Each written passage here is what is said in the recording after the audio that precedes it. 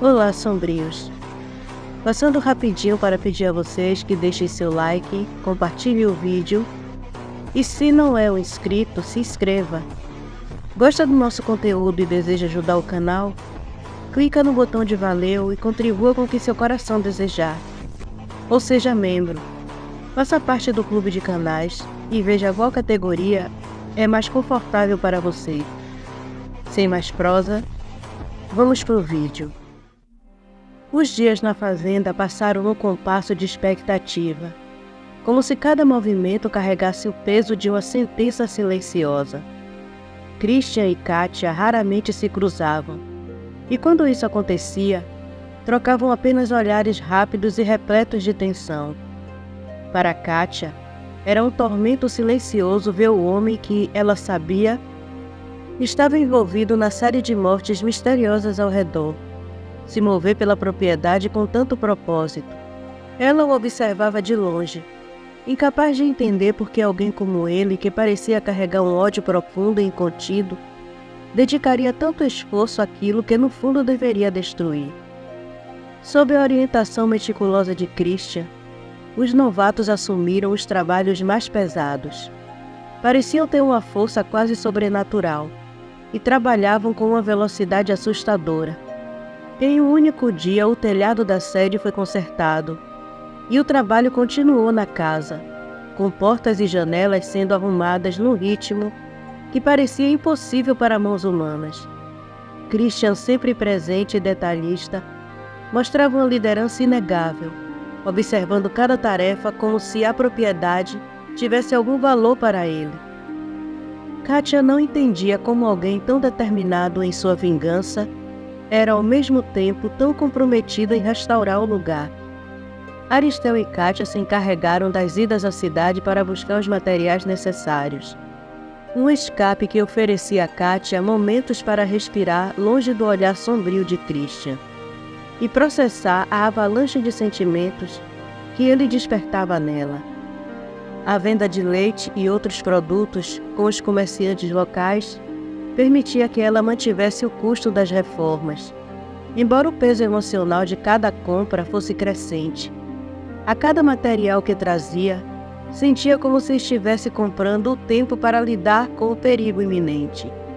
Durante uma dessas idas à cidade, Kátia e Aristeu foram imediatamente envoltos pela agitação que tomava conta do lugar.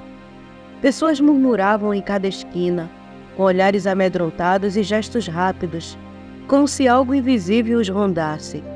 O massacre dos peões e caçadores de Aragão e Fagundes era o único assunto do dia, e o falatório parecia crescer em intensidade a cada instante.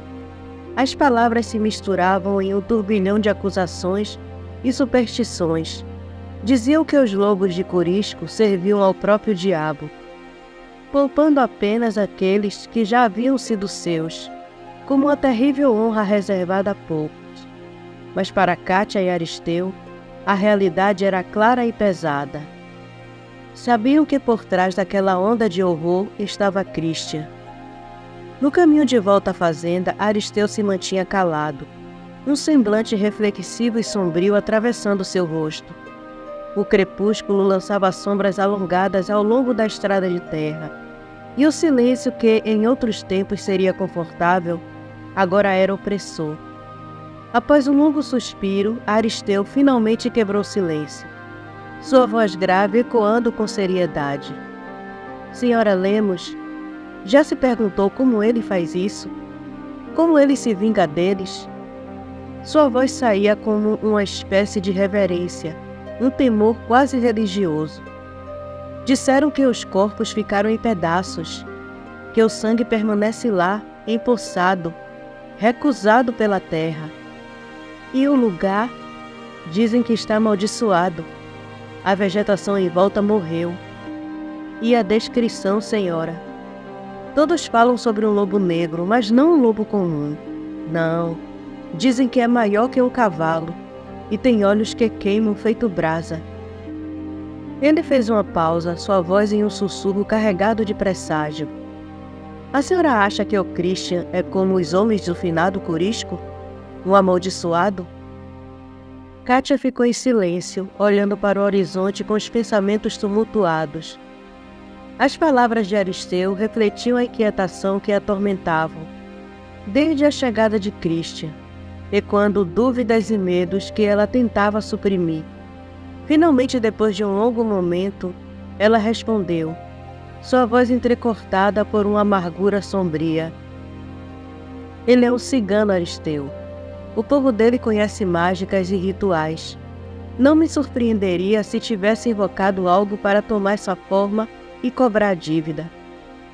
Afinal, quando mataram os ciganos, a história que contaram foi de um ataque de onça. A ironia estava ali, amarga e fria, misturada ao pesar por toda aquela tragédia que não tinha fim.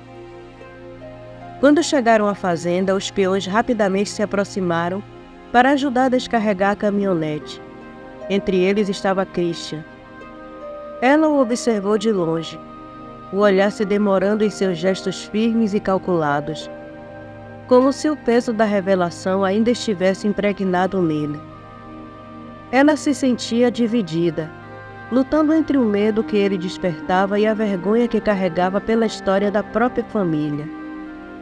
Enquanto descarregavam os materiais, Christian ergueu o olhar e o cruzou com o dela, um breve instante carregado de significados não ditos. Kátia desviou rapidamente o rosto, seu coração pesado com a compreensão amarga de que, em busca por reparação, talvez ela mesma estivesse inconscientemente pavimentando o caminho para sua própria ruína. Christian encarou e pela primeira vez Kátia não viu ameaça nem hostilidade em seu olhar. Os dois trocaram um aceno de cabeça, um gesto discreto, mas repleto de uma compreensão mútua, que começava a surgir. Kátia se preparava para se afastar quando um dos peões chamou sua atenção. Senhora, tem alguém chegando. Ela se virou e seu coração apertou ao reconhecer quem vinha em sua direção. Coronel José Coutinho Filho, um dos homens mais temidos da região, estava acompanhado de seu capataz, Viriato, que já havia trabalhado para a fazenda dos Lemos, antes de ser recrutado para servir a Coutinho. A simples presença deles era suficiente para carregar o ar com uma tensão pesada e ameaçadora. Coutinho lançou um olhar de desdém aos peões de Kátia, reconhecê-lo de imediato os ex-funcionários de Corisco. Um sorriso venenoso se formou em seus lábios. E ele falou com um tom de malícia fria. Eu não acreditei quando Viriato me disse que estas bestas do inferno estavam trabalhando para você, Lemos. Ele deu uma pausa, lançando um olhar crítico pela fazenda com um claro desprezo. Por que insiste com essas terras? Está tão na miséria que só pode contratar esses monstros para trabalhar para você? As palavras do coronel atingiram Kátia como uma bofetada, fazendo o rosto dela queimar de raiva. Mas ele ainda não tinha terminado. Ele se aproximou e sua voz se tornou baixa, escorrendo em tensões sujas. Eu posso transformar sua fazenda na joia mais linda de Pires do Rio, disse ele com um tom insinuante e promessas cheias de veneno. Só precisa aceitar minha proposta e me aceitar na sua cama. Garanto que não vai se arrepender. O sangue de Kátia ferveu e ela sentiu uma raiva pulsando em suas veias. Respirou fundo, contendo-se, e respondeu com uma frieza cortante, sem nem mesmo olhar para ele. Prefiro me deitar com um deles do que sentir o toque de suas mãos imundas em mim. Por um instante, Coutinho perdeu a postura, sua expressão se contorcendo em pura fúria. Ele deu um passo ameaçador em direção a Kátia, a clara intenção de intimidá-la escrita em cada movimento. Mas antes que ele pudesse se aproximar, Christian se colocou ao lado dela, seu olhar firme e desafiador fixos no coronel. Coutinho parou abruptamente ao reconhecer Christian. Por um breve instante, o temor cruzou seu rosto, substituindo sua habitual arrogância. Ele hesitou com a expressão visivelmente assustada e murmurou com a voz trêmula: "Não, como você sobreviveu?" A vulnerabilidade em seus olhos era palpável, um sinal de que o coronel, apesar de todo o seu poder, guardava o medo profundo do cigano que estava diante dele. Mas o temor durou apenas um instante. Ele rapidamente recobrou a postura, e a expressão arrogante voltando ao rosto, e num movimento rápido puxou a espingarda apontando-a diretamente para Christian. Um sorriso frio e cheio de malícia se formou em seus lábios. "Mas não vai ficar vivo por muito tempo, cigano imundo. Seus pais devem estar sentindo sua falta." A tensão no ar tornou-se insuportável. Kátia sentiu o coração disparar, e por um breve momento tudo pareceu desacelerar ao seu redor. Christian, no entanto, permaneceu firme, o olhar fixo e desafiador, sem esboçar o menor sinal de medo. Aquilo não era apenas um embate físico, era um confronto de ódios antigos, de vingança que ardiam há muito tempo, acumuladas como brasas aguardando o momento certo para se tornarem chamas. Coutinho segurava a espingarda com firmeza, mas a sombra da dúvida transparecia em seus olhos. Ele sabia no fundo que Christian não era o mesmo cigano de anos atrás, que havia algo diferente, algo poderoso e intocável. E essa incerteza fez sua mão vacilar por um segundo breve, mas perceptível a todos ao redor. Talvez ele não estivesse tão certo de seu poder como gostaria de aparentar. Kátia se posicionou firme diante de Christian, encarando o coronel Coutinho, cuja arrogância parecia crescer a cada segundo. Embora seu peito subisse e descesse em um ritmo acelerado, ela manteve a voz firme ao dizer: "Chega, coronel. Não vai atirar em nenhum dos meus peões. Agora saia das minhas terras com esse capataz traidor. Vocês dois não são bem-vindos aqui." Coutinho respondeu com um sorriso torto, sem abaixar a espingarda. Sua voz era como um veneno escorrendo lentamente, cada palavra carregada de desprezo. "Você acha que está em posição de me dar ordens, sua rameirazinha infeliz? Os Lemos sempre foram o elo mais fraco desta corrente. Seu pai era um ganancioso covarde, e a filha, uma rameira que abriga vagabundos amaldiçoados e ciganos imundos. Se não sair da minha frente agora, mulher, vou atirar em vocês dois, e assim mato 2 coelhos com um tiro só." O ar ficou pesado e por um momento tudo pareceu congelar. Mas então o som metálico de várias armas sendo engatilhadas rompeu o silêncio, e o coração de Kátia disparou. Os peões antigos da fazenda haviam se aproximado, armados e determinados. Entre eles estava o irmão de Viriato, que era leal aos Lemos e permanecia ao lado de Kátia. Aristeu, sempre fiel ao lado dela, em qualquer perigo, deu um passo à frente com uma expressão fria e ameaçadora. "O senhor se acha poderoso, coronel, porque seu tio é o delegado e sempre limpa sua sujeira. O senhor se acha acima da lei. Pois bem, se atirar em um único peão aqui, eu lhe garanto que nem o senhor, nem esse capataz linguarudo sairão vivos desta fazenda. Aconselho a fazer o que a senhora Lemos disse. Saia das terras dela. O senhor não é bem-vindo aqui." Coutinho hesitou encarando os peões armados que o cercavam, e pela primeira vez, uma faísca de incerteza brilhou em seus olhos. Seu olhar se fixou em Christian, que permanecia impassível. Aquela figura era uma sombra do passado que Coutinho jamais pensara reviver. Christian, o filho de Constantin, o cigano que havia lançado a maldição sobre a família dele antes de ser degolado pelo pai de Coutinho, era o pesadelo materializado, um espectro que ele julgava enterrado para sempre. Sem opções e claramente em desvantagem numérica, Coutinho recuou, a mão tremendo enquanto baixava a espingarda. Viriato já o puxava para longe, consciente da hostilidade dos peões ao redor. Mas o ódio ainda ardia nos olhos do coronel. Com um gesto de desprezo, ele cuspiu no chão, bem aos pés de Kátia, enquanto sua voz fria e ameaçadora cortava o silêncio. Você terá o mesmo fim que ele, mulher. Mas antes vai me dar o que eu quero, nem que seja força. E ainda ficarei com suas terras, assim como fiquei com as dele, pois Pires do Rio não é lugar para ciganos imundos, nem para quem os apoia. Sua ameaça pairou no ar como um miasma, impregnando o ambiente de um presságio sombrio. Com um último olhar de ódio e repulsa, Coutinho se virou, montou no cavalo e esporeou o animal, afastando-se com rapidez. O som dos cascos foi se distanciando até desaparecer, levando consigo a tensão sufocante que envolvia a fazenda. Kátia manteve a postura firme até ele desaparecer de vista, mas a coragem que demonstrara começou a se dissipar. Suas pernas antes firmes agora tremiam e seus punhos estavam cerrados tão fortemente que as unhas haviam deixado marcas nas palmas de suas mãos. Ela soltou um longo suspiro tentando se acalmar, enquanto os peões a observavam em silêncio, solidários ao seu lado.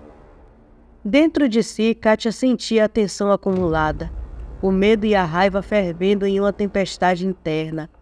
Desde que assumira sozinha a fazenda, sabia que o coronel Coutinho estava sempre à espreita, obcecado por ela de um modo que a enojava profundamente. Não era só o desejo em si, mas a maneira sórdida e possessiva com que ele a desejava, como se ela fosse uma propriedade a ser dominada e moldada aos caprichos dele. Kátia recusava cada proposta que ele fazia, mantendo-se firme, mas Coutinho sempre retaliava, usando sua influência para sabotar seus negócios e limitar seus recursos, numa tentativa incansável de dobrar sua vontade. Hoje, porém, algo havia mudado. Ao ver Christian ao lado dela, o coronel parecia tomado por um ódio ainda mais intenso, quase inflamado. A presença do cigano, do filho de Constantin, o homem que seu pai havia executado anos atrás, feria seu orgulho com a força de uma lâmina afiada. A simples possibilidade de que Kátia pudesse estar ao lado daquele que ele considerava um inimigo de sangue atingia o coronel em seu ponto mais sensível, inflamando-lhe o orgulho e a fúria. E agora ela sabia que ele não recuaria até vê-la destruída. Enquanto isso, longe da fazenda Lemos, Coutinho afogava sua fúria em goles pesados de álcool, o copo tremendo entre seus dedos enquanto alimentava pensamentos cada vez mais sombrios. Sua mente era um poço de rancor e obsessão. Odiava Kátia, mas a desejava com uma intensidade doentia.